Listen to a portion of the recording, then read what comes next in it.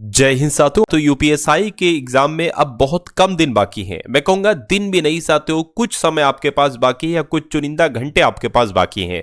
तो मेरा मानना है इन बचे हुए समय में या बचे हुए घंटों में अगर आप अपने इस यूपीएसआई 2026 के एग्जाम को क्रैक करना चाहते हैं तो आज का ये मॉडल पेपर साथियों आपके लिए बहुत इंपॉर्टेंट होगा, क्योंकि आज की इस वीडियो में साथियों मैंने सारे सब्जेक्ट को कवर अप किया है। जितने सब्जेक्ट आपके एग्जाम में पूछे जाएंगे, चाहे हिंदी हो, चाहे जीके मूल विधि हो, या यूपी के करंट अफेयर हो, या संविधान हो, या रीजनिंग, या साथियों मैथ्स हो, सब कुछ आज की इस वीडियो में साथियों हम लोग देखेंगे। तो बस आप लोग बहुत धैर्य के साथ इस वीडियो को देखते जाइएगा। सबसे पहले साथियों हिंदी के 40 सवाल आएंगे, देखिएगा कितने सवाल आपके बिल्कुल सही इसमें से रहते हैं। उसके बाद साथियों फिर इसके 40 सवाल और कुछ क्वेश्चंस रीजनिंग के और कुछ क्वेश्चंस मैथ के मैंने यहां पर लिए हैं। अब आपका अंतिम समय है, इसलिए मैं सिर्फ आपको वही चीजें दे रहा हूं जो आपके एग्जाम में आपको डायरेक्ट देखने को मिलेंगी, ठीक है ना। चलिए तो बहुत तेजी के साथ साथ तो हिंदी के 40 सवालों को हम लोग कंप्लीट करेंगे। पहला सवाल आपकी स्क्रीन पर है, सही वर्तनी वाले शब्द का चयन करिए। आपको बताना अल्पायु कैसे लिखा जाता है, तो जैसे ऑप्शन नंबर डी में लिखा हुआ ऐसे लिखा जाता है। उसके बाद देखिए साथियों, जो भूमि उपजाऊ ना हो उसको क्या कहेंगे, उसको उर्वर मैदान नहीं कहेंगे, उसको बंजर कहा जाता है जो भूमि उपजाऊ ना हो। तो जिनका आंसर ऑप्शन नंबर सी के साथ था तो बिल्कुल सही था। अगला देखिए, स्तुति का विलोम आपसे पूछा जा रहा है। स्तुति का मतलब कहीं ना कहीं प्रशंसा होता है, तारीफ होती है, और इसका विलोम क्या हो जाएगा साथियों, निंदा हो जाए, क्योंकि कहीं ना कहीं निंदा का मतलब बुराई होती है। तो यह बात आप लोग यहां पर याद रखेंगे, स्तुति का विलोम निंदा होता है। सही वर्तनी वाले शब्द का चयन कीजिए। आपको बताना है जन्मांध कैसे लिखा जाता है, ऐसे लिखा जाता है नहीं, जैसे ऑप्शन नंबर बी में लिखा हुआ है साथियों बिल्कुल ऐसे लिखा जाता है। तो जिनका आंसर बी था तो बिल्कुल सही था। कह रहे कि मांस खाने वाले के लिए एक शब्द बता दीजिए साथियों क्या होता है। देखिए, जो सब्जी खाता है उसको शाकाहारी कहते हैं, जो बहुत कम खाता है उसको अल्पाहारी कहते हैं, और जो सब कुछ खाता है उसको सर्वाहारी कहेंगे, लेकिन जो मांस खाता है उसको साथियों मांसाहारी कहा जाता है। तो जिनका आंसर जो लोग ऑप्शन नंबर बी के साथ है तो बिल्कुल करेक्ट है। कह रहे कि एक आंख न बहाना, इस मुहावरे का मतलब क्या होता है बताइए। जरा भी अच्छा ना लगना, एक आंख से देखना, बहुत अच्छा लगना, या काना होना, जरा भी अच्छा ना लगना, इसको कहा जाता है एक आंख न बहाना। उसके बाद देखिए, निम्नलिखित शब्दों में सही वर्तनी वाले शब्द का आपसे साथियों यहां पर पूछा जा रहा है क्या होगा, यानी कि सौंदर्यवर्धक कैसे लिखा जाता है ये आप लोग एक बार बता दीजिए। जैसे ऑप्शन नंबर ए में लिखा हुआ है, जैसे बी में, सी में, डी में। मैं कहूंगा सौंदर्यवर्धक कैसे लिखा जाता है, जैसे ऑप्शन नंबर साथियों ए में लिखा हुआ है। तो जिनका आंसर ऑप्शन नंबर ए है तो बिल्कुल करेक्ट है। कह रहे कि पाश्चात्य का विपरीतार्थी शब्द बताइए, विलोम क्या होता है। तो पाश्चात्य का विलोम साथियों पौर्वात्य होता है, ये आप लोग ध्यान रखेंगे। क्वेश्चन आपके लिए इंपॉर्टेंट और परीक्षा में आपको देखने को मिलेगा। अनुपम शब्द का पर्यायवाची शब्द इनमें से कौन सा नहीं, यह बहुत बार सवाल आपसे पूछा जा चुका है। देखिए, अनुपम को अतुल कहते हैं, अपूर्व कहते हैं, अनोखा कहते हैं, लेकिन अनिल नहीं कहते। क्यों? क्योंकि अनिल कहते हैं साथियों वायु को। उसके बाद देखिए अगला सवाल, कहा जा रहा है कि सुसंगत शब्द युग में प्रयोग में कौन सा वाक्य सर्वाधिक उपयुक्त है, यह आपसे यहां पर पूछा जा रहा है। सर्वाधिक उपयुक्त देखिए, दुष्ट को सजा मिलनी चाहिए ये होगा, या अपराधी को सजा मिलनी चाहिए ये होगा, या अशिष्ट को सजा मिलनी चाहिए ये होना चाहिए, या शत्रु को सजा मिलनी चाहिए। मैं कहूंगा अपराधी को सजा मिलनी चाहिए, ये सबसे सही है और यही आपका जवाब हो जाएगा। उसके बाद देखिए अगला सवाल, शब्द अनुक्रम में सही वाक्य है, यानी कि शब्द का अनुक्रम कौन से वाक्य का सही है। वह गरीब आदमी था, या वह आदमी गरीब था, या था वह, इसका तो बिल्कुल गलत है और इसका भी गलत है। कौन सा बिल्कुल शब्द अनुक्रम सही है, ऑप्शन नंबर बी वाले का सही है और यही आपका जवाब हो जाएगा। साथियों, अगर आपने अभी तक इस वीडियो को लाइक नहीं किया तो लाइक का बटन दबा दीजिए। चैनल पर अगर आप लोग नए हैं और वाकई में यूपीएसआई के एग्जाम को क्रैक करना चाहते हैं कम समय में और कम मेहनत के साथ, तो चैनल को सब्सक्राइब आप लोग साथियों कर लीजिएगा, क्योंकि ये समझ लीजिए मैं कुछ सेट आपको दूंगा और उसमें से ही ये एक सेट है जो आपकी तैयारी को बूस्ट अप करेगा, है ना। और जय हिंद का कमेंट अगर आपने अभी तक नहीं किया है तो कमेंट सेक्शन में जय हिंद का कमेंट एक बार टाइप कर दीजिए और बता दीजिए इस सवाल का जवाब क्या होगा। कह रही कि फूल का कौन सा पर्यायवाची उसमें से नहीं होगा। देखिए, फूल को हम लोग सुमन कहते हैं, पुष्प कहते हैं, कुसुम कहते हैं, लेकिन तनुजा नहीं कहते हैं, नहीं कहते हैं, तो यही आपका जवाब है। कल्पवृक्ष का पर्यायवाची बहुत पूछा जाता है, परिजात, कल्पतरु, देववृक्ष, ये तीनों ही सातों कल्पवृक्ष के पर्यायवाची हैं, ये आप लोग याद रखेंगे। अगला सवाल साथियों, अगर आप अपने एग्जाम को आसानी के साथ क्रैक करना चाहते हैं तो टेक्स्ट बुक आपके लिए लाया है रंग बरसे सेल। ये सेल 3 मार्च से 4 मार्च तक चलेगी। इसमें आपको yearly text book pass pro सिर्फ और सिर्फ 349 रुपीज में मिल जाएगा। और अगर आप हमारा कूपन कोड यूज करते हैं TS10 तो आपको 12% और डिस्काउंट आपको मिल जाएगा। इसमें आपको मिलेगा क्या, देखिए रेलवे के सारे एग्जाम्स जैसे कि NTPC, ग्रुप डी या जितने भी एग्जाम्स है, उसके अलावा SSC के सारे exams, MTS, CHSL, CPO, CGL और पुलिस के एग्जाम जैसे कि यूपी पुलिस कांस्टेबल हो गया, UPSI हो गया, इन सारे बैंकिंग के सारे एग्जाम्स के साथ तो आपको मॉक टेस्ट मिलेंगे, प्रीवियस ईयर क्वेश्चन पेपर मिलेंगे और सेक्शनल टेस्ट मिलेंगे, सॉल्यूशन के साथ मिलेंगे। इसमें आप साथों टेस्ट वगैरह देकर आप अपनी रैंक वगैरह भी जान सकते हैं, जिससे आपको अंदाजा लग जाएगा कि हाँ भाई इतनी तैयारी आपकी हो चुकी है और इतनी तैयारी आपकी बाकी है। तो डिस्क्रिप्शन में साथियों लिंक है, वहां से जाकर आप लोग इसको परचेज कर लीजिएगा। आपकी स्क्रीन पर है वह शब्द, वे शब्द जो प्रकृति, प्रत्यय अथवा दूसरे शब्दों के योग से बने होते हैं उनको क्या कहा जाता है? भाई साहब उनको यौगिक शब्द कहते हैं, है ना, उनको यौगिक शब्द कहा जाता है। आंसर आपको ऑप्शन नंबर डी होगा। निम्नलिखित में से किसमें विसर्ग संधि, विसर्ग संधि मुझे बताइए साथियों किसमें है? निरंतर में, निराधर अंतर, बिल्कुल साथियों दिग्गज, जगदीश, महिष, इन तीनों में नहीं है, बल्कि ऑप्शन नंबर ए वाले में साथियों विसर्ग संधि है। उसके बाद देखिए जहां उपमेय में उपमान की समानता की संभावना व्यक्त की जाती है वहां पर कौन सा अलंकार होता है साथियों? तो मैं कहूंगा वहां पर उत्प्रेक्षा अलंकार होता है। सही जवाब अगर आपका ऑप्शन नंबर ए है तो बिल्कुल करेक्ट है। उसके बाद देखिए साथियों सांप को दूध पिलाना, इसका मतलब आपसे पूछा जा रहा है बुरे व्यक्ति के साथ नेकी करना, सांप के विष को कम करना, जहरीले जीव को दूध पिलाना या अच्छा करना। साथियों बुरे व्यक्ति के साथ नेकी करने को कहा जाता है सांप को दूध पिलाना। उसके बाद देखिए अतीत का विलोम क्या हो सकता है मुझे बताइए? तो अतीत का विलोम मैं कहूंगा वर्तमान हो जाएगा। क्या हो जाएगा? अतीत का विलोम वर्तमान हो जाएगा। राइट आंसर आपका ए होगा। उसके बाद देखिए ठिठुरता हुआ गणतंत्र, इस व्यंग संग्रह के व्यंगकार कौन है? तो ये किसके द्वारा है? ये हरिशंकर परसाई के द्वारा साथियों लिखित है ठिठुरता हुआ गणतंत्र। ये क्वेश्चन इंपॉर्टेंट है और आपकी परीक्षा में आपसे पूछा जा चुका और पूछा भी जाएगा। उसके बाद देखिए आपसे कहा जा रहा है साथियों कबीर कल बहुत सुंदर दिख रहा था, रेखांकित शब्द व्याकरण की दृष्टि से क्या है? तो यहां पर अगर बात करें सुंदर शब्द आपसे पूछा जा रहा है कि ये संज्ञा है? भाई साहब ये संज्ञा तो नहीं है, ये सर्वनाम भी नहीं है, कारक भी नहीं है, ये क्या है? कबीर सुंदर दिख रहा है, तो ये साथ विशेषण ही तो हो जाएगा, तो विशेषण हो जाएगा, यानी कि ऑप्शन नंबर डी आपका जवाब हो जाएगा। पशुता शब्द उदाहरण है, यानी कि पशुता शब्द क्या? व्यक्तिवाचक संज्ञा इसमें नहीं, द्रव्यवाचक संज्ञा में नहीं, इसमें तो साथियों भाववाचक संज्ञा, पशुता शब्द में भाववाचक संज्ञा। आंसर आपका सी होगा। आमरण शब्द के प्रारंभ में लगे बड़ा आ को व्याकरण की दृष्टि से क्या कहा जाएगा? यहां पर जो बड़ा आ है क्या ये मूल शब्द है? मूल शब्द नहीं है साथियों, ये उपसर्ग है। क्या है साथियों? ये उपसर्ग है। सही जवाब आपको ऑप्शन नंबर बी होगा। वह खाता होगा इस वाक्य की क्रिया किस काल की है? तो वह खाता होगा इस वाक्य क्रिया किस काल की है? देखिए सामान्य भविष्यकाल इसमें नहीं है, संभाव्य भविष्यकाल नहीं है, इसमें साथियों संदिग्ध वर्तमान काल है। वह खाता होगा तो इसमें संदेह ही तो लग रहा है, तो संदिग्ध वर्तमान काल आपके सवाल का जवाब हो जाएगा। उसके बाद देखिए पाठक शब्द का बहुवचन क्या हो सकता है? तो पाठक गण कहेंगे साथियों। पाठक को अगर बहुवचन में कहना होगा तो पाठक गण कहा जाएगा।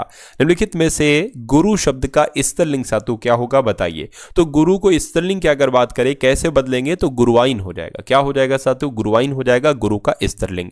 उसके बाद देखिए हिंदी वर्णमाला में ऊष्म व्यंजन कौन से? एक बार मुझे आप लोग बता दीजिए। मैं आपको कई बार बता चुका हूं कि शा, सा, हा ये क्या है? ये ऊष्म व्यंजन ही तो है साथियों, है ना। उसके बाद देखिए अगला सवाल हिंदी वर्णमाला में अंग और आह क्या है? तो ये पता साथियों क्या कहलाए जाते हैं? आपसे पूछा जा रही है अयोगवाह कहलाए जाते हैं। सही जवाब आपको ध्यान रखना है, ऑप्शन नंबर सी होगा अयोगवाह। ता उच्चारण होता है, तो ता की जब हम साथियों यहां पर बात करते हैं ता किसके अंतर्गत आता है? दंत के अंतर्गत आता है। बिल्कुल साथियों ता, था, दा, धा, है ना, ये सारे के सारे दंत वर्ण के अंतर्गत आते हैं। उसके बाद देखिए हथियाने में कौन सी क्रिया है? तो हथियाने में कौन सी क्रिया है? मैं कहूंगा प्रेरणार्थक क्रिया है, संयुक्त क्रिया, अनुकरणात्मक क्रिया है, नाम धातु क्रिया है साथियों हथियाने में। परीक्षा में अगर आपसे पूछा जाए तो आपको आंसर लगा देना है। निम्नलिखित में से कौन सा शब्द चंद्रमा का समानार्थी है? तो चंद्रमा का समानार्थी की अगर हम बात करते हैं तो इंदु शब्द इसमें से जो होगा वो चंद्रमा का समानार्थी शब्द हो जाएगा। प्रस्तुत विकल्पों में से लोकोक्ति को पहचानिए। इसमें से लोकोक्ति क्या है साथियों? तिल का लड्डू बनाना, घाट घाट का जूस पीना, टेढ़ी उंगली से अचार निकालना, आ बैल मुझे मार, ये सब गलत है। कौन सी सही लोकोक्ति है? ऑप्शन नंबर डी वाली सही लोकोक्ति, और यही आपका जवाब हो जाएगा। दूर के ढोल सुहाने लगना, इस मुहावरे का मतलब क्या होता है मुझे बताइए। ढोल की ध्वनि दूर से अच्छी सुनाई देती है। अनदेखी वस्तु भाना, कानों सुनी बात पर विश्वास करना, या पर निंदा अच्छी लगना। देखिए जो अनदेखी वस्तु है वो अच्छी लगती है, वस्तु वो भाती है, यानी कि दूर के ढोल सुहाने लगते हैं। उसके बाद देखिए सुषुप्ति का विलोम आपसे यहां पर पूछा जा रहा है, तो सुषुप्ति का विलोम साथियों जागृति हो जाएगा। आंसर आपका जाएगा ऑप्शन नंबर डी के साथ। उसके बाद देखिए आपसे कहा जा रहा है कि आपको विलोम बताना है कि अनुकूल शब्द का, तो अनुकूल का विलोम क्या होगा, प्रतिकूल होगा। प्रतिकूल का विलोम क्या होगा साथियों, अनुकूल होगा। राइट आंसर आपका ऑप्शन नंबर ए होगा। बलराम का पर्यायवाची इसमें से साथियों क्या हो सकता है, तो बा से बलराम और बा से बलभद्र, यानी कि बलभद्र जो है ना यही बलराम का पर्यायवाची हो जाएगा। दिए गए वाक्य में शब्द रेखांकित है, उस शब्द में प्रयुक्त उपसर्ग किस कोटि का है, ये आपसे साथियों आपको चिन्हित करना है। चलिए तो विद्यालय का उप प्रधानाचार्य जिम्मेदार व्यक्ति होता है, तो यहां पर जो उप प्रधानाचार्य है ना साथियों, इसमें आपको बताना है कि जो उपसर्ग है ना ये किस कोटि का है। तो अगर उपसर्ग की यहां पर साथियों हम लोग बात करें ना, तो इसमें तत्सम उपसर्ग होगा, तद्भव उपसर्ग होगा, विदेशज या देशज। मैं कहूंगा इसमें तत्सम उपसर्ग होगा। राइट आंसर आपका जो जाएगा वो ऑप्शन नंबर ए के साथ जाएगा। ला प्रत्यय के बारे में साथियों यहां पर आपसे पूछा जा रहा है, यानी कि यहां पर साथियों जो उप है ना, उप एक तत्सम उपसर्ग ही तो है, ला प्रत्यय है। तो ला प्रत्यय की जब हम बात करते हैं तो ये साथियों कर्ता कारकीय है। कैसा, कर्ता कारकीय है। राइट आंसर आपका ऑप्शन नंबर ए होगा। दो समीपवर्ती वर्णों के मेल से जो परिवर्तन, जो विकार होता है उसको क्या कहा जाता है, तो सिंपल सी बात है, उसको संधि कहा जाता है। अगला सवाल आपकी स्क्रीन पर, अन्वेषण का शुद्ध संधि विच्छेद एक बार मुझे आप लोग बता दीजिए। अन्वेषण की जब हम बात करते हैं तो अनुधन एषण, इसका संधि विच्छेद हो जाएगा। और ऐसा कहां पर लिखा हुआ, ऐसा आपको ऑप्शन नंबर डी में लिखा हुआ। इसमें कौन सी संधि, एक बार कमेंट में मुझे आप लोग बताइए। उसके बाद देखिए उत धन ज्वल की संधि से बना शब्द कौन सा है, तो यहां पर अगर बात करते हैं साथियों कौन सा शब्द बन जाएगा, उज्ज्वल शब्द बन जाएगा। उज्ज्वल कहां पर लिखा हुआ है, शुद्ध, ऑप्शन नंबर डी में लिखा हुआ है। तो जिनका आंसर ऑप्शन नंबर डी के साथ है, तो आंसर आपका बिल्कुल करेक्ट है। देखिए 40 सवाल आपके हो चुके हैं पूरी हिंदी के सभी टॉपिक्स के। अब हम लोग संविधान के क्वेश्चंस देखेंगे, मूल विधि के क्वेश्चंस देखेंगे, यूपी जीके, यूपी की करंट अफेयर देखेंगे, नेशनल इंटरनेशनल करंट अफेयर देखेंगे, जीके सब कुछ देखेंगे। थोड़ा सा धैर्य और सिलेक्शन आपकी मुट्ठी में। अगर आप वाकई सीरियस हैं, वर्दी लेने के लिए 2026 में ट्रेनिंग पर जाने के लिए आप एक्साइटेड हैं, तो मेरा मानना है ये क्लास आपके लिए वरदान साबित होगी। तो क्लास को मिस मत करिए, एक क्वेश्चन भी साथियों इसका मिस मत करिए, ठीक है ना। तो देखिए साथियों अब संविधान के कुछ क्वेश्चन हम लोग देख लेते हैं, क्योंकि कुछ नहीं 6 से 7 सवाल संविधान के आपसे एग्जाम में पूछे जाते हैं। भारतीय संविधान को कब अंगीकृत किया गया, ये आपसे पूछा जा रहा है। तो आपको याद रखना है 26 नवंबर 1949 को। कब साथियों, 26 नवंबर 1949 को अपने भारतीय संविधान को अंगीकृत किया गया था। राइट आंसर आपको ध्यान रखना है। भारतीय संविधान का कौन सा अनुच्छेद अंतर्राष्ट्रीय शांति और सुरक्षा को बढ़ावा देने पर राज्य के नीति निर्देशक सिद्धांतों को निर्धारित करता है, तो कौन सा अनुच्छेद आपका जवाब होगा, अनुच्छेद 51 आपके सवाल का बिल्कुल सही जवाब होगा। निवारक निरोध भारतीय संविधान के किस अनुच्छेद का भाग है, तो मैं कहूंगा ये किस अनुच्छेद का भाग है, ये अनुच्छेद 22 का भाग है। क्या, निवारक निरोध, ये आपको ध्यान रखना है। उसके बाद देखिए भारतीय संविधान में दिए गए मौलिक कर्तव्यों के बारे में इनमें से कौन सा कथन सत्य है, तो कौन सा कथन सत्य है, भविष्य के लिए पैसे बचाना एक मौलिक कर्तव्य ऐसा नहीं है साथियों, जैव विविधता को संरक्षित करना एक मौलिक कर्तव्य नहीं, माता पिता की आज्ञा मानना एक मौलिक कर्तव्य, 6 से 14 वर्ष के बच्चों को अनिवार्य शिक्षा प्रदान करना हमारा मौलिक कर्तव्य, ये बिल्कुल सही हो जाएगा। यानी कि आंसर आपके सवाल का ऑप्शन नंबर डी होगा। राष्ट्रपति अध्यादेश कितने दिनों तक प्रभावशाली रहता है, ये आपसे पूछा जा रहा है, तो कितने दिनों तक प्रभावशाली रहता है ये आप लोग यहां पर मुझे बता दीजिए। तो 6 महीने तक रहता है साथियों, 6 महीने आपके सवाल का जवाब हो जाएगा। राइट आंसर आपका डी। भारत के प्रधानमंत्री के पद के लिए नामित किए जाने के लिए एक व्यक्ति की न्यूनतम आयु कितनी होनी चाहिए, तो कितनी होनी चाहिए, 25 वर्ष यदि वह राज्यसभा का सदस्य हो, या 25 वर्ष यदि वह लोकसभा का सदस्य हो, तो यह ऑप्शन नंबर बी वाला आपका जवाब हो जाएगा। यानी कि 25 वर्ष चाहिए होती है साथियों प्रधानमंत्री पद के लिए न्यूनतम आयु, अगर वो लोकसभा का सदस्य है ना। उसके बाद देखिए अगले नंबर का सवाल आपकी स्क्रीन पर है,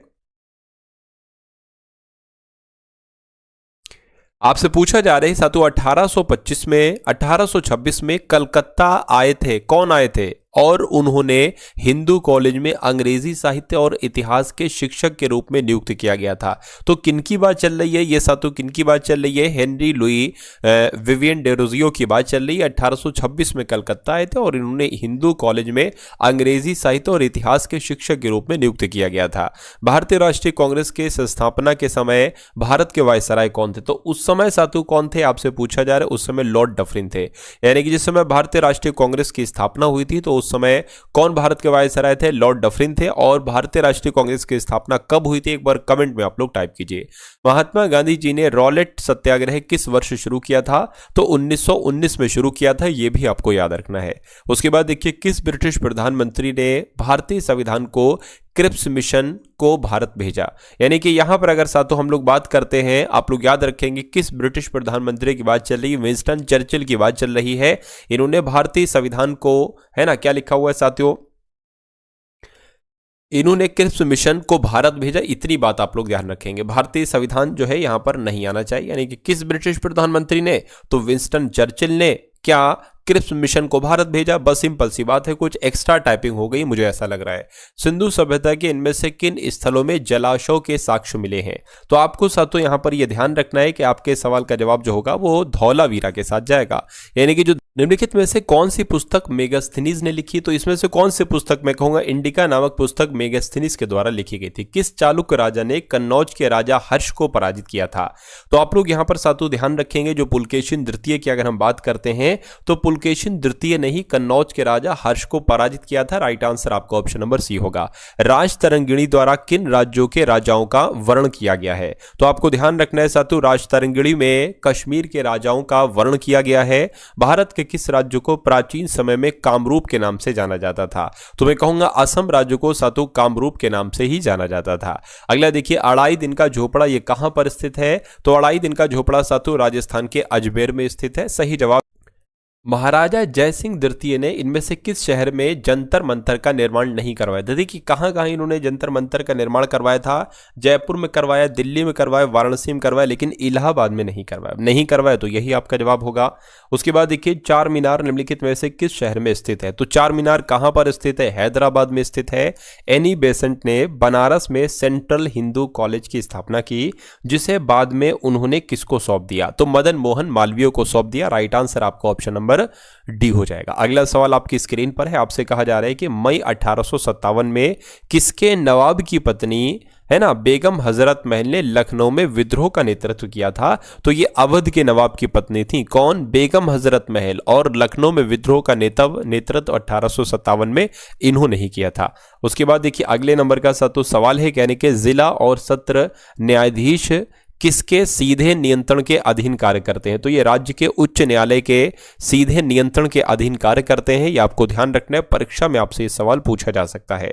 उसके बाद देखिए, इनमें से किसका संबंध भारतीय संविधान के 73वें संशोधन से है? तो मैं कहूंगा पंचायतों की अगर हम बात करते हैं तो पंचायतों का संबंध 73वें संविधान संशोधन से था।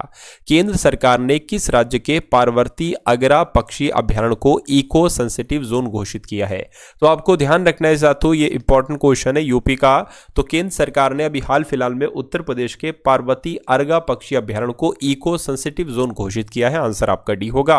उसके बाद देखिए, जनवरी 2026 में किस शहर में दृष्टि बाधित लोगों के लिए पहली ब्रेल लाइब्रेरी खोली गई है? तो पता कहां पर खोली गई है? ये उत्तर प्रदेश के लखनऊ में खोली गई। अभी हाल फिलहाल की बात है, जनवरी 2026 में दृष्टि बाधित लोगों के लिए पहली ब्रेल लाइब्रेरी जो खोली गई यूपी के लखनऊ में खोली गई है। उसके बाद देखिए, जनवरी 2026 में रक्षा मंत्री राजनाथ सिंह ने अशोक लेलैंड के पहले समर्पित इलेक्ट्रिक व्हीकल प्लांट का उद्घाटन जो किया है वो कहां पर साथियों किया है? तो वो कहां पर किया है? वो भी उत्तर प्रदेश के लखनऊ में किया है। ये आपको ध्यान रखना है, क्वेश्चन इंपॉर्टेंट है यूपी के करंट अफेयर के जो आपको सवाल करवा रहा हूं।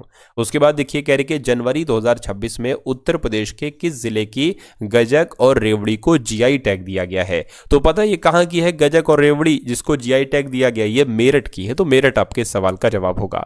दिसंबर 2025 में दक्षिण कोरिया की महारानी राजकुमारी श्रीरत्ना की 10 फीट ऊंची और 48 टन वजनी प्रतिमा का जो अनावरण किया गया है वो कहां पर किया गया है, ये अब आपसे यहां पर सातों पूछा जा रहा है। तो वो अयोध्या में किया गया, उत्तर प्रदेश के अयोध्या में किया गया है, ये भी इंपॉर्टेंट क्वेश्चन है।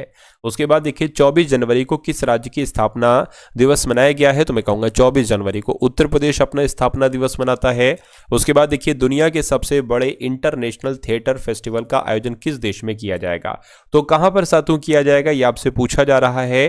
तो ये अपने देश भारत में ही किया जाएगा, दुनिया के सबसे बड़े इंटरनेशनल थिएटर फेस्टिवल का आयोजन। अगला देखिए किसने ग्रंथ कुटीर का उद्योग किया है, तो किसने किया है ये आपसे पूछा जा रहा है। द्रौपदी मुर्मू जी की अगर बात करते हैं, इन्होंने ही ग्रंथ कुटीर का उद्घाटन किया है। सॉरी, मैंने कुछ और बोल दिया था, उद्घाटन जो किया है ग्रंथ कुटीर का ये द्रौपदी मुर्मू जी ने किया है। कौन वैश्विक अर्थव्यवस्था, कार्यबल और व्यापार में शीर्ष पर रहा है, तो कौन से देश की बात चल रही है, चीन देश की बात चल रही है। अर्थव्यवस्था, कार्यबल और व्यापार में शीर्ष पर रहा है। भारतीय वायुसेना ने किस शहर में भव्य एयर शो आयोजित किया है, तो भव्य एयर शो जो आयोजित किया गया है भारतीय वायुसेना के द्वारा ये नासिक में किया गया है, तो नासिक आपके सवाल का जवाब होगा। उसके बाद देखिए अगला सवाल आपकी स्क्रीन पर है, राष्ट्रीय कार्यशाला प्रेसिसेंस 2026 का उद्घाटन कहां पर किया गया है, तो पुणे में सातों इसका उद्घाटन किया गया है। ये भी क्वेश्चन इंपॉर्टेंट है, आपको याद रखना है। उसके बाद देखिए किसे भारत का सबसे सुरक्षित शहर घोषित किया गया है, तो किस शहर की बात चल रही है, आपका क्या आपका जवाब हो सकता है, मंगलुरु आपका जवाब होगा। बिल्कुल, भारत का सबसे सुरक्षित शहर जो है ना, यह मंगलुरु को ही घोषित किया गया है। घरेलू हिंसा, अब मूल विधि वाले कुछ सवाल आप लोग देख लीजिए, क्योंकि मूल विधि के भी 4 या 5 या 6 तक सवाल आपसे पूछे जा सकते हैं। देखिए घरेलू हिंसा अधिनियम के अधीन अधिसूचित आश्रय गृह पीड़ित व्यक्ति को आश्रय प्रदान करने के लिए बाध्य है ना, तो मात्र संरक्षण अधिकारी के अनुरोध पर, मात्र किसी मजिस्ट्रेट के अनुरोध पर, किसी पुलिस अधिकारी के अनुरोध पर, पीड़ित व्यक्ति के अनुरोध पर, बिल्कुल सातु पीड़ित व्यक्ति के अनुरोध पर, यह आपका जवाब होगा।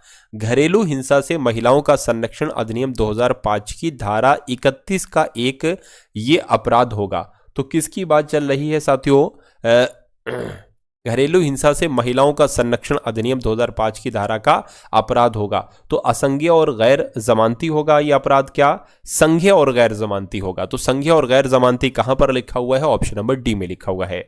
घरेलू हिंसा अधिनियम के अधीन सक्षम न्यायालय द्वारा किया गया कोई आदेश परिवर्तनीय होगा, मात्र उस जिले में जहां आदेश दिया गया है, मात्र उस राज्य में जहां आदेश दिया गया है, जम्मू कश्मीर राज्य के अतिरिक्त नहीं, समस्त भारत में, तो समस्त भारत में है ना, वो आदेश परिवर्तनीय होगा। राइट आंसर आपका ऑप्शन नंबर डी होगा। उसके बाद देखिए साथियों अब आपके सामने यहाँ पर रीजनिंग के क्वेश्चन साथियों स्टार्ट हो चुके हैं, तो इन रीजनिंग के सवालों को बहुत तसल्ली के साथ बहुत आराम से देखिएगा, क्योंकि आज की इस वीडियो में साथियों में जो कॉन्सेप्ट आपके लिए लाया हूं, ये कॉन्सेप्ट अगर आप वाकई में देख लेते हैं तो आपका ये पेपर बड़े ही आराम से क्रैक हो जाएगा। जिस टाइप के सवाल पूछे जा चुके हैं और जैसे पूछे जाने की संभावना है उस टाइप के सवाल सातु मैंने सिलेक्ट किए हैं, तो आप बहुत प्यार से सातु इन सवालों को देखिएगा, इन कॉन्सेप्ट को समझिएगा और मुझसे पहले अपना आंसर देने की आप लोग कोशिश कीजिएगा। देखिए सिंपल सी बात है, अगर ऐसा सवाल आपको देखने को मिले, ROPE का कोड यहां पर प्रतिशत 57 डॉलर वाला साइन है, डाउट का कोड ये है 35#8 है, लाइव का कोड ये है, तो आपसे पूछा जा रहा है TROUBLE का कोड क्या होगा, तो आप देखिए टी का कोड, टी कहां पर लिखा हुआ है, देखिए जरा टी की अगर बात करें यहां पर लिखा है, तो टी का कोड क्या हो जाएगा अच्छा ये है स्टार है, टी का कोड जो है वो स्टार है, तो स्टार यहां पर आ जाएगा। स्टार मुझे सिर्फ और सिर्फ ऑप्शन नंबर ए में दिख रहा है, तो यही आपका जवाब हो जाएगा। एक बार और चेक कर लेते हैं, आर की अगर हम बात करें तो आर यहां पर है, आर का कोड प्रतिशत है, तो देखिए प्रतिशत आ रहा है, पूरा आप चेक करेंगे तो यही आपको मिलेगा, आंसर आपका ऑप्शन नंबर ए होगा। अब ये सवाल सातों इंपॉर्टेंट है और ये सवाल बहुत ही शानदार है ना, तो इसको बहुत अच्छे से सातों यहां पर आप लोग देखेंगे। देखिए आपसे यहां पर कहा जा रहा है कि राकेश दक्षिण पूर्व दिशा की ओर देख रहा है, चलिए एक सेकेंड, हाँ अब आपको दिख रहा होगा क्वेश्चन, तो खैर दिख रहा होगा पूरा। मैं राकेश दक्षिण पूर्व दिशा की ओर देख रहा है, उसके बाद वह दक्षिणावर्त दिशा में 225 डिग्री घूमता है। अभी बहुत आसान मैं इस सवाल को बनाने वाला हूं आपके लिए, देखिएगा। फिर वामावर्त, ये दो चीजें आपको ध्यान रखना, एक तो दक्षिणावर्त शब्द का मतलब क्या होता है और वामावर्त का शब्द का मतलब क्या होता है। ये दो मतलब अगर आपको पता चल गए तो ये सवाल आपके लिए बच्चों वाला हो जाएगा। वामावर्त दिशा में 180 डिग्री घूमता है, उसके बाद दक्षिणावर्त में 90 डिग्री घूमता है और अंत में वामावर्त दिशा में घूमता है 135 डिग्री। तो बताओ राकेश अब किस दिशा में। देखिए सबसे पहले बेसिक जानने की कोशिश कीजिए। मान लीजिए साथियों ये क्या हो जाएगा, ये उत्तर हो जाएगा, ये पूर्व हो जाएगा, ये दक्षिण हो जाएगा और ये साथियों पश्चिम हो जाएगा। यहां पर एक बात कही गई है साथियों दक्षिण पूर्व, तो दक्षिण ये है, पूर्व ये है, यानी कि राकेश दक्षिण पूर्व दिशा में देख रहा है तो राकेश इस तरफ देख रहा होगा। समझ गए। अच्छा दूसरी बात देखिए दक्षिणावर्त का मतलब क्या होता है साथियों, दक्षिणा का मतलब होता है क्लॉकवाइज, यानी कि घड़ी की सुइयां जैसे चलती है ना, एक पर आई सुई, फिर दो पर आई, फिर तीन पर आई, तो ऐसे आपको घुमाना है अगर दक्षिणावर्त दिशा में कहेगा। और अगर वामावर्त दिशा में कहेगा तो एंटी क्लॉकवाइज, आपको घड़ी की उल्टी दिशा में घुमाना है, जिसके पहले 3 फिर 2 फिर 1 फिर 12 ऐसे करके। अच्छा 225 की अगर हम बात करते हैं, 225 का मतलब क्या होता है, 45 गुणा 5, यानी कि 45 डिग्री आपको घुमाना है। देखिए अगर मान लीजिए मेरा मुंह इस तरफ है, अगर मैं आपसे कहूं कि इसको वामावर्त घुमाइए 90 डिग्री, तो अब मेरा मुंह इस तरफ हो जाएगा। ध्यान दीजिए इस तरफ से इस तरफ 90 डिग्री, अगर लेकिन मेरा मुंह इस तरफ है और मैं आपसे कहूं दक्षिणावर्त घुमाइए 45 डिग्री, तो आपका मुंह किस तरफ हो जाएगा, इस तरफ हो जाएगा। अब मैं उम्मीद करता हूं कि अब दोनों चीजें आप लोग समझ चुके होंगे, तो अब हम लोग सीधे सॉल्यूशन की तरफ बढ़ते हैं कि आपका सॉल्यूशन कैसे क्या हो सकता है। देखिए कहने कि राकेश दक्षिण पूर्व दिशा में देख रहा है, मान लीजिए राकेश यहां पर खड़ा है, राकेश इस तरफ देख रहा है, मैंने आपको बताया था दक्षिण पूर्व यही होता है। उसके बाद कहने कि उसके बाद वो दक्षिणावर्त यानी कि वो क्लॉकवाइज 225 डिग्री घूमता है, यानी कि 5 बार घुमाना है 45 45 45 डिग्री। तो एक काम करिए 2 बार तो 90 डिग्री इसको घुमाइए, 2 बार 90 डिग्री घूमेगा। देखिए ऐसे है ना, तो ऐसे एक बार 90 डिग्री, फिर एक बार ऐसे 90 डिग्री और फिर ऐसे घूमेगा तो ये 45 हो जाएगा। तो 5 बार 45 जब आप घुमाओगे तो यानी कि 225 डिग्री घुमाओगे, तो अब इनका मुंह जो होगा साथियों वो इस तरफ होगा। ठीक है। फिर वामावर्त दिशा में 180 डिग्री घुमाया जाता है। वामावर्त दिशा में देखिए यहां पर मुंह था 90 और 90 5, ठीक है कोई दिक्कत नहीं है। तो वामावर्त दिशा में 180 घुमाया जाता है, यानी कि अब इनका मुंह जो है वो इस तरफ आ जाएगा, इस तरफ से डायरेक्ट इस तरफ आ जाएगा दक्षिण की तरफ। यानी कि उसके बाद दक्षिणावर्त 90 डिग्री घुमाया जाता है, यानी कि घड़ी की दिशा में 90 डिग्री घुमाते हैं, तो अब सातु इस तरफ इनका मुंह हो जाएगा। यानी कि फिर अंत में वामावर्त दिशा में एंटी क्लॉकवाइज 135 डिग्री घुमाते हैं। 135 डिग्री का मतलब क्या होता है, 90 डिग्री घुमाओ फिर 45 डिग्री घुमाओ, तो 90 घुमाओगे इधर आ जाएगा, फिर 45 डिग्री घुमाओगे इधर आ जाएगा, यानी कि अब फाइनली इनका मुंह इस तरफ है, इस तरफ। तो ये कौन, राकेश बताओ अब किस दिशा में देख रहा है। तो राकेश की अगर हम बात करते हैं ये दक्षिण पूरब में देख रहा है, और दक्षिण पूरब में देख रहा है तो ऐसा कहां पर लिखा हुआ है, ऐसा आपका ऑप्शन नंबर ए में लिखा हुआ है। तो मजा आया ऐसा तो इस सवाल में, अगर आएगा तो कर लोगे, कोई दिक्कत तो आपको नहीं लगेगी, अगर नहीं लगेगी तो बहुत अच्छी यहां पर बात है। अब उसके बाद देखिए इस सवाल को भी बहुत आराम से और बहुत ही शानदार तरीके से साथियों अभी कैलीफा में कर देता हूं। देखिए आपसे कहा जा रहा है कि ए बी का पुत्र, जैसा जैसा कहता है वैसा वैसा करते जाओ। कि जो ए है ना, ए ये किसका पुत्र है भाई साहब, ये बी का पुत्र है। ठीक है, तो पुत्र है तो प्लस कर देंगे। सी बी का पिता है, अच्छा सॉरी सी का पिता बी है, यानी कि सी का पिता कौन हो जाएगा साथियों, सी का पिता बी हो जाएगा, यानी कि बी के 2 बच्चे हैं, एक ए है एक सी है। ठीक है, यानी कि सी जो है ना डी की पत्नी, यानी कि ये फिर बेटी होगी, यानी कि बी का बेटा ए है, बी की बेटी सी है, और सी जो है ना ये डी की पत्नी है, तो हम पति पत्नी के बीच 2 बना लेते, ये पति साहब होगा, ये पत्नी हो गई। कह रहे हैं साथियों ई और एफ डी की पुत्रियां हैं, यानी कि ई और एफ डी की पुत्री, यानी कि इन दोनों की पुत्रियां होंगी साथियों, एक ई हो जाएगी और एफ एफ हो जाएगी, यानी कि ई और एफ डी की पुत्रियां, यानी कि सी और डी की पुत्रियां होंगी। यानी कि एफ ए से किस प्रकार संबंधित है, यानी कि ए क्या कहेगा एफ को, तो ये ए क्या कहेगा भाई साहब एफ को, है ना। देखिए ये बहन हुई, तो बहन की बेटी को क्या कहा जाता है, बहन की पुत्री। अच्छा डायरेक्ट लिखा हुआ है, वैसे तो भांजी कहते हैं, लेकिन बहन की पुत्री यहां पर साफ साफ लिखा हो तो बहन की पुत्री आप ऑप्शन लगा देंगे। आंसर आपका अगर ऑप्शन नंबर सी है तो बिल्कुल सही है। उसके बाद देखिए अगला सवाल है, कह रहे कि एक ही पास है कि 3 विभिन्न भिन्न स्थितियों को दर्शाया गया है। ये जो चिन्ह आपको दिख रहा है साथियों, ये वाला एपोस्ट्रॉफी है, इस वाला एपोस्ट्रॉफी वाला एक्सक्लेमेटरी साइन दिख रहा है ना, एपोस्ट्रॉफी नहीं, एक्सक्लेमेटरी साइन, विस्मयादिबोधक चिन्ह भी जिसको हम लोग कह सकते हैं।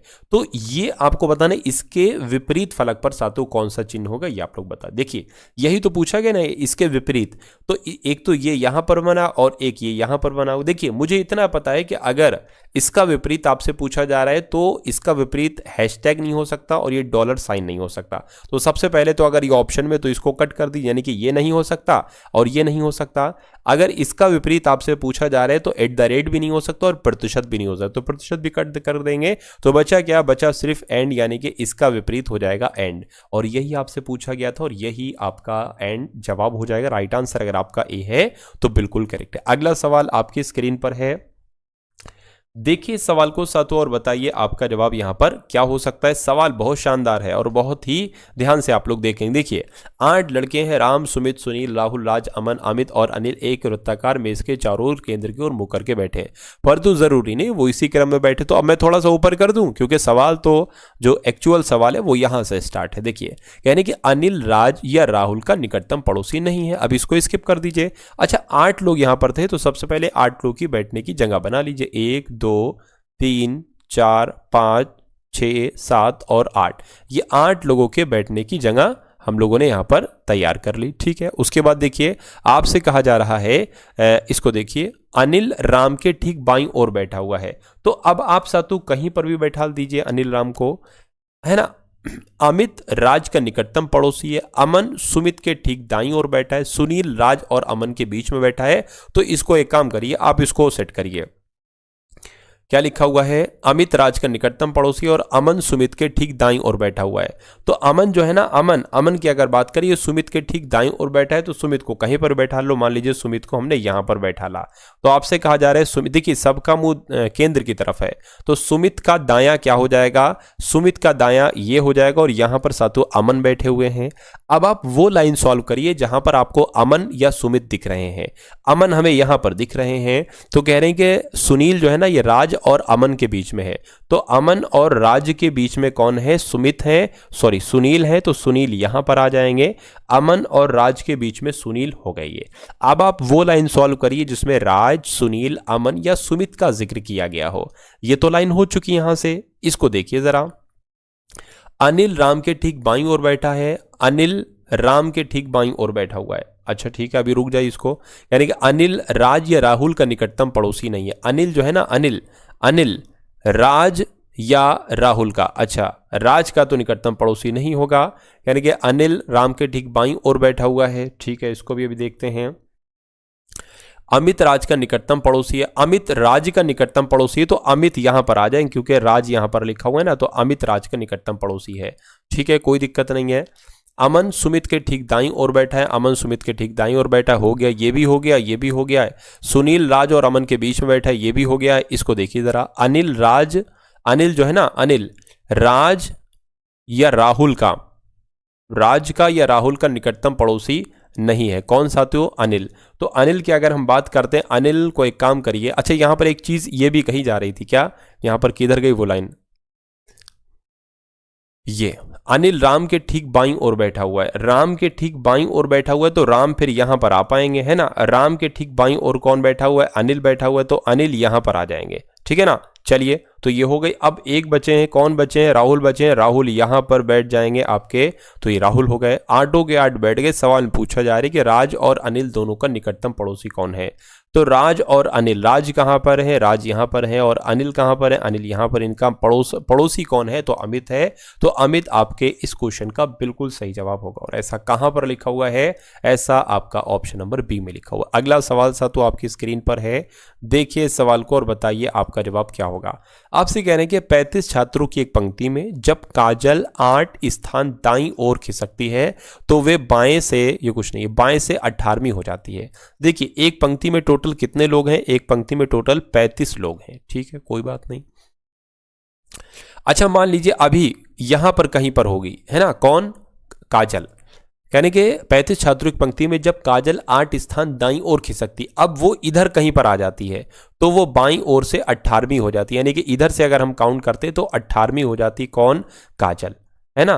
काजल पहले वो यहां पर थी, कितने, अब इधर किया गया, क्योंकि जब काजल 8 और ये जो दूरी है यानी कि पहले वो 10वें स्थान पर होगी, भाई साहब पहले 10वें स्थान पर होगी, उसको 8 बढ़ाया गया तो 18वें पर हो गई, तो पहले 10वें पर होगी, जाहिर सी बात है। तो पंक्ति के दाएं सिरे से यानी कि दाएं सिरे से उसकी पहली स्थिति क्या, पहली स्थिति तो ये है, ये तो बाद की स्थिति है। अब देखिए सिंपल सी बात आपको ये करना है कि टोटल लोग अगर 35 हैं, है ना, और अगर इधर से इसकी पोजीशन 10वीं है तो इस तरफ से दाईं ओर से इसकी पोजीशन क्या होगी, सिंपल सी बात है, ये आपसे पूछा जा रहा है, पहले वाली पोजीशन पूछी जा रही है। तो अगर ऐसा करना होता है तो मैं आपको बताता हूं, हर बार टोटल छात्र जितने हैं इधर से इसकी पोजीशन क्या है 10, इसको घटाकर इसमें 1 जोड़ दीजिए, है ना, तो कितना हो जाएगा 25 प्लस 1 आपका 26 हो जाएगा। यानी कि अगर टोटल छात्र 35 हैं, इस तरफ से इसकी यानी कि बाएं तरफ से अगर ये 10वें नंबर पर है तो इस तरफ से कितने नंबर पर होगी, 26वें नंबर पर होगी। 26वां कहां पर लिखा हुआ है, ऑप्शन नंबर ए में लिखा हुआ है। तो जिनका आंसर ऑप्शन नंबर ए के साथ है तो बिल्कुल सही है। उसके बाद देखिए साथियों नेक्स्ट नंबर का सवाल है, ये भी आपके लिए बहुत इंपॉर्टेंट क्वेश्चन और ये कॉन्सेप्ट आपके एग्जाम में पूछा जा चुका है साथियों, है ना, आपके एग्जाम में इस बार पूछा जा सकता है कुछ चेंजेस करके, थोड़ा बहुत कुछ चेंजेस। देखिए पहले सवाल की अगर बात करें 86 नंबर का सवाल है, कह रहे कि Z Y से छोटा है लेकिन X से लंबा है, W Z से छोटा है लेकिन X से लंबा है, V Y से छोटा है लेकिन ये क्या लिखा हुआ है साथियों, लेकिन Z होगा ये, लेकिन Z से लंबा है। तो सबसे छोटा इसमें आपको बताना है साथियों कौन सा है। चलिए तो स्टार्ट करते हैं। Y से छोटा है साथियों, क्या Y से छोटा है, Y से, अच्छा y से छोटा है सातु z, यानी कि ठीक है y से छोटा है z लेकिन x से लंबा, यानी कि y x से लंबा है तो ये x से सातु लंबा हो जाएगा। यानी कि w z से छोटा है, w जो है ना w ये z से छोटा है, z से छोटा है सातु कैसे आ जाएगा। अब ये एक काम करिए दूसरी लाइन से स्टार्ट करिए। अगर दूसरी लाइन से स्टार्ट करते हैं तो देखिए क्या आता है, क्लियर यहां पर लिखा हुआ है, यानी कि W Z से छोटा है। तो अगर हम बात करते हैं सातु ये जो W है ना ये Z से छोटा है लेकिन X से लंबा है। W जो है ना Z से छोटा है लेकिन X से लंबा है, ठीक है X से लंबा हो गया। यानी कि V Y से छोटा है लेकिन Z से लंबा है। तो Z से लंबा है कौन, Z से लंबा सातु V है और V Y से छोटा है, V जो है ना सातु Y से छोटा है, ठीक है। तो अब देखिए क्या ये लाइन पूरी हो पा रही है, देखिए जरा Z Y से छोटा है, Z Y से छोटा है, Z जो है ना Y से छोटा है, बिल्कुल सही बात है, लेकिन Z X से लंबा है, लेकिन Z जो है ना सातु X से लंबा है, ये बात बिल्कुल सही है। तो सबसे छोटा कौन है, X है, तो X आपके इस क्वेश्चन का बिल्कुल सही और सटीक जवाब हो जाएगा। उसके बाद देखिए कथन और निष्कर्ष वाला सवाल आपकी स्क्रीन पर है, कह रहे कि सभी खिलौने कलम है। तो मान लेते हैं सातु ये क्या हो गए, ये खिलौने हो गए और ये जितने खिलौने हैं सभी के सभी खिलौने कलम हो गए, सभी के सभी खिलौने कलम हो गए। कह रहे कि सभी खेल कलम है, यानी कि कलम के अंदर ही आएंगे साथियों, सभी खेल जो आएंगे ये कलम के अंदर ही आएंगे। तो अब निष्कर्ष देखिए और बताइए कौन सा निष्कर्ष सही है, कौन सा निष्कर्ष साथियों गलत है। चलिए आपसे कहा जा रहा है कि कोई खिलौना खेल नहीं है, कोई खिलौना खेल नहीं है, ठीक है, कोई कलम खेल नहीं है, कोई कलम खेल नहीं है, ये तो गलत हो जाएगा भाई साहब। कोई कलम खेल नहीं कैसे, सारे कलम सारे जो है ना सारे खेल कलम है ना, तो कुछ कलम खेल हो जाएंगे, ये तो गलत हो जाएगा। कुछ खिलौने खेल हैं। अच्छा यहां पर देखिए कहा जा रहा था कि कोई खिलौना खेल नहीं है और कुछ खिलौने खेल है, तो दो में से कोई एक बात ही सही होगी। तो कभी अगर ऐसा निष्कर्ष आ जाए कि कोई खिलौना खेल नहीं है और फिर कह रहे हैं कि कुछ खिलौने खेल हैं, तो दो पहला वाला या तो तीसरा वाला दोनों में से कोई एक निष्कर्ष सही होगा, ऐसा आपके ऑप्शन में लिखा होगा और आप उस वाले ऑप्शन को सही लगा देंगे। उसके बाद देखिए साथियों यूपीएसआई में ये कथन और धारणा वाले सवाल आते ही आते हैं। कह रहे हैं कि विद्यालय प्रबंधन ने उन विद्यार्थियों के खिलाफ सख्त कार्यवाही की घोषणा की जो समय पर कक्षा में रिपोर्ट नहीं करते हैं, यानी कि समय पर कक्षा में नहीं आते हैं, उन विद्यार्थियों के लिए एक सख्त कार्यवाही की है विद्यालय के प्रबंधन ने। क्यों, धारणा देखिए, वे विद्यालय की प्रतिष्ठा को बनाए रखना चाहते हैं। बिल्कुल साथियों, अगर आप असमय आओगे, 10 बजे का स्कूल है 11 बजे आओगे तो प्रतिष्ठा कहीं ना कहीं खराब होगी, तो इसलिए वो जो विद्यालय का प्रबंधन है वो विद्यालय की प्रतिष्ठा को बनाए रखना चाहते हैं, बिल्कुल सही है। वे छात्रों में अनुशासन का विकास करना चाहते हैं, ये बात बिल्कुल सही है, यानी इसकी दोनों धारणाएं बिल्कुल सही। और आपको ध्यान रखना है आपके एग्जाम में आएगा लिख कर कि दोनों धारणाएं सही है, कोई एक सही है कोई कौन सी गलत है, तो आप दोनों धारणाएं सही है ऐसा लगा देंगे। और उसके बाद साथियों अब आपके सामने यहाँ पर जो क्वेश्चन से स्टार्ट है वो मैथ्स के क्वेश्चन साथियों स्टार्ट है। पहला सवाल मैथ्स का है, कह रही कि यदि एक शंकु का आयतन जब उसकी ऊंचाई में 50% की वृद्धि होती है, यानी कि यदि एक शंकु का अनुपात, ठीक है, जब उसकी ऊंचाई में 50% की वृद्धि होती है तब 20% कम होता है, तो इसकी आयतन में कितने प्रतिशत का परिवर्तन होगा, ये आपको यहां पर साथियों सबसे पहले बताना है। देखिए अब ये आसान सवाल है, आप शंकु वंकु कहाँ इसके पीछे पड़े। कभी भी अगर आपको 2% दे रखे हो और किसी में वृद्धि हो किसी में कमी हो तो कुछ नहीं आपको करना है ना। शंकु की ऊंचाई में कितनी कमी की गई है, 50% की वृद्धि की गई, वही वाला सूत्र लगा दीजिए, एक्स वाई वाला सूत्र लगा दीजिए, और फिर 20% की सातु कमी की गई है तो 20% की कमी कर लेंगे। 50 गुणा 20 यहाँ पर फिर से आ जाएगा, बटे 100 आ जाएगा, दोनों जीरो से 2 जीरो कैंसिल हो जाएंगे, है ना। ये आपका कितना बचेगा, 50 में से 20 जाएगा तो सातु 30 बचेगा, 5 दूना 10, कितना आ जाएगा, पूरा 20% यहाँ पर आ जाएगा। अब चूंकि आयतन की बात की गई है, इसकी बात की गई है, आयतन की बात की गई है, तो साथियों अब हमें इसमें ये क्या मिल गया, ये 20% मिल गया। अब हमें इसमें से एक बार और 20 की साथियों कमी करना पड़ेगी, है ना। ये तो प्रतिशत का 20 है, 20 अब -20 इसमें से, -20 गुणा 20 बटे क्या हो जाएगा 100, फिर 2 जीरो से 2 जीरो कैंसिल हो गए। अब देखिए यहाँ पर अगर बात करें तो इस 20 से 20 कैंसिल हो जाएगा, 2 दूना 4, माइनस का 4% आएगा, यानी कि 4% की कमी आएगी अगर माइनस आ गया है। तो 4% की कमी कहाँ पर लिखी हुई है, ऑप्शन नंबर डी में लिखी हुई है। अगर क्षेत्रफल यहाँ पर लिखा होता तो सिर्फ 2 बार ये आंसर हो जाता, लेकिन आयतन लिखा हुआ है तो हम साथ इसको करने के बाद एक बार और इसको घटाएंगे आयतन की वजह से। उसके बाद देखिए सिंप्लीफिकेशन का क्वेश्चन आपकी स्क्रीन पर है। कहा जा रहा है आपसे कि 30/6 गुणा 5 ऑफ ब्रैकेट में 2 + 3 - 12 ब्रैकेट में 3 गुणा 2, इसका मान आपको यहां पर बताना है। देखिए सबसे पहले अगर बात करें तो 6 कम 6 6 पंजे 30, इसकी जगह पर 5 आ जाएगा, 5 गुणा 5 और ऑफ यहां पर आ जाएगा। इसको अगर सॉल्व करें तो ये कितना आ जाएगा, 5 आ जाएगा, माइनस इसको सॉल्व करें 3 दूना 6, है ना, 12 पंजे 60, 12 छंग 72, ये आपका 72 आ जाएगा। 5 गुणा, अब ये सबसे पहले सॉल्व होगा, 5 गुणा 5, 5 पंजे 25 आ गया, माइनस आपका 72 आ गया, 25 पंजे 125 हो जाएंगे, 125 में से 72 घटेगा तो कितना आ जाएगा सातु 53 आ जाएगा, है ना। तो 53, ये जीरो नहीं होगा सातु, सिर्फ 53 होगा, और ऐसा आपका ऑप्शन नंबर सी में लिखा हुआ है। अगला सवाल आपकी स्क्रीन पर है। आपसे कहा जा रहा है कि ए एक कार्य को 3 घंटे में कर सकता है, ठीक है, बी और सी इसे मिलकर 4 घंटे में कर सकते हैं, जबकि ए और सी मिलकर इसको 2 घंटे में कर सकते हैं, तो बी अकेला इस कार्य को कितने समय में करेगा। बहुत शानदार सवाल है, जैसा कह रहा वैसा करते जाइए।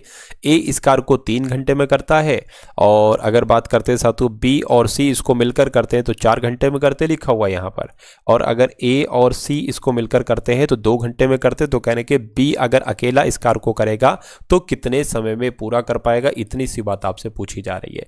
देखिए इन तीनों नंबर से एक ऐसा नंबर हम निकालेंगे जो 3 से भी कटे, 4 से भी कटे, 2 से भी कटे, तो 12 नंबर ले लेंगे। 3 चौक 12 4 आ जाएगा, 4 तियां 12 3 आ जाएगा, 2 छंग 12 6 आ जाएगा। कहने का मतलब क्या है, ये क्या होता है, ये है सातु टोटल काम, है ना। टोटल काम 12 किया गया है। देखिए जब, और ए की क्षमता कितनी है 4, है ना, एक घंटे में 4 कार्य करता है, तभी तो ये टोटल 12 काम 4 तियां 12 3 दिन में कर पाएगा, सॉरी 3 घंटे में कर पाएगा। ऐसी बी और सी की क्षमता कितनी है 3, टोटल काम कितना 12, तो 3 चौक 12, दोनों मिलकर 4 घंटे में काम कर पाएंगे। अब यहां पर देखिए ए की क्षमता कितनी है 4, यानी कि ए 1 घंटे में 4 काम करता है। तो अगर मान लेते हैं साथियों ए और सी दोनों लोग मिलकर 6 काम करते हैं, और ए करता है साथियों 4 काम, तो जाहिर सी बात है ये सी कार्य करेगा 2, क्योंकि दोनों लोग मिलकर 6 कार्य कर रहे हैं। अब देखिए यहां पर अगर बात करें, हमें पता चल गया सी की क्षमता 2 है, और दोनों लोग मिलकर 1 घंटे में 3 काम कर रहे हैं, तो ये बी की क्षमता 1 हो जाएगी। टोटल काम कितना है 12, और बी की क्षमता 1, यानी कि 1 घंटे में 1 कार्य कर रहा है, तो बी अकेले इस कार्य को कितना समय लेगा, मैं कहूंगा 12 घंटे का समय लेगा, है ना। अरे भाई टोटल 12 काम है, 1 घंटे में 1 काम कर रहे हो, तो 12 घंटे में तो ये टोटल काम कंप्लीट कर पाएगा। तो 12 घंटे कहां पर हैं, 12 घंटे आपका ऑप्शन नंबर डी में लिखे हुए हैं, और यही आपका जवाब है। अगला सवाल आपकी स्क्रीन पर है। इसके बाद एक सवाल और है साथ, तो उसके बाद क्लास आपकी एंड है। आपसे यहाँ पर कहा जा रहा है कि 100 संतरे 450 रुपए की खरीदे गए, यानी कि 450 रुपए की दर में खरीदे गए, 60 रुपए प्रति दर्जन की दर से बेचे गए, लाभ या हानि आपसे पूछा जा रहा है। देखिए सर, सिंपल सी एक बात है कि अगर 100 संतरों को 450 रुपए में खरीदा गया है तो एक संतरे को कितने रुपए में खरीदा जाएगा? 4.5 रुपए में खरीदा जाएगा। तो यहाँ पर अगर बात करते हैं साथ, तो एक संतरे का क्रय मूल्य कितना हो जाएगा? एक संतरे का क्रय मूल्य की अगर हम बात करते हैं, यानी कि एक संतरे को कितने रुपए में खरीदा गया है? 4.5, 4.5 रुपए में साथों खरीदा गया है। इतनी सी बात आपको क्लियर हो गई तो बहुत अच्छी बात है। उसके बाद देखिए कह रहे कि 60 रुपए प्रति दर्जन, यानी कि 60 रुपए के 12 संतरे बेचे गए हैं। तो 1 रुपए के कितने, 60 रुपए के, यानी कि ये अगर बात करते हैं साथों 60 रुपए के प्रति दर्जन, यानी कि 12 संतरे, ठीक है ना। तो अगर हम बात करते हैं साथों एक कितने में बेचा गया है, तो 12 पंजे 60, 5 रुपए में एक बेचा गया है। तो एक संतरा जो बेचा गया है, यानी कि एक संतरे का जो विक्रय मूल्य है वो कितना है? वो 5 रुपए है। ठीक है, कोई दिक्कत नहीं है, दोनों चीजें क्लियर हो गई यहाँ पर। तो यानी कि अगर आपने एक संतरे को 4.5 रुपए में खरीदा है और 5 रुपए में बेचा है, तो आपको 8 आने, यानी कि 0.5 का प्रॉफिट हुआ है, लाभ हुआ है। तो इसको प्रतिशत में बदल लीजिए। प्रतिशत में बदलने के लिए 100 से गुणा करते हो, नीचे क्रय मूल्य आता है।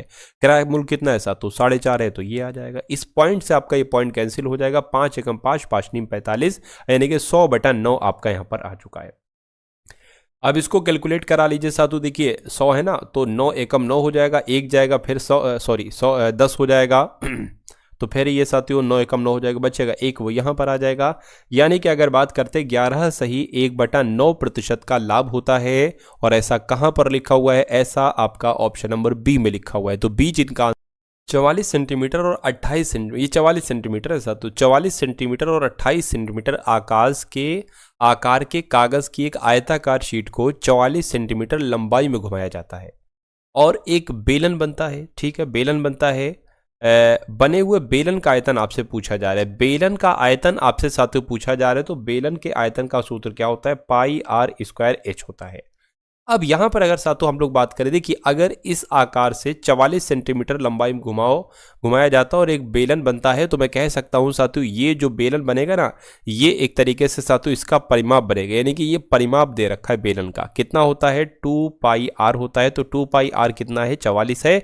यहां से हम r का मान निकाल लेंगे और r का मान इसमें फिट कर देंगे, आंसर आपका आ जाएगा, बेलन का आयतन निकाल आएगा। देखिए अगर हम यहाँ से r का मान निकाले 22/7 और r और बराबर क्या हो जाएगा? 44 हो जाएगा।